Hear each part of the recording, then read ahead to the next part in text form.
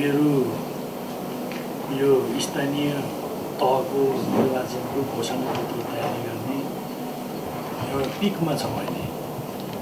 त्यो पिकमा छौँ किन भनेको भने 9 गते हामी जारी गर्छौँ। हाम्रा घोषणाहरू दुई किसिमका हुनेछन् यसपटक।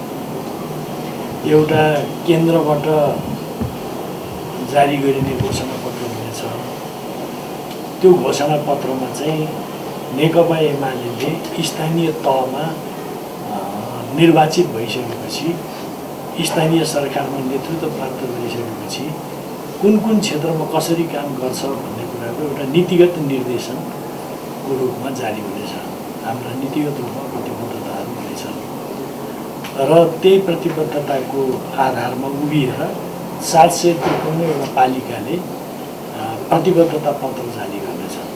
त्यो प्रतिबद्धता पत्र पनि त्यही दिन वैशाख 9 गते नै जारी गरिनेछ र त्यो प्रतिबद्धता आफ्नो ठाउँमा जारी हुन्छ र हामी यसरी यो निर्वाचनको स्थानीय तहको निर्वाचनको घोषणापत्र हामी जारी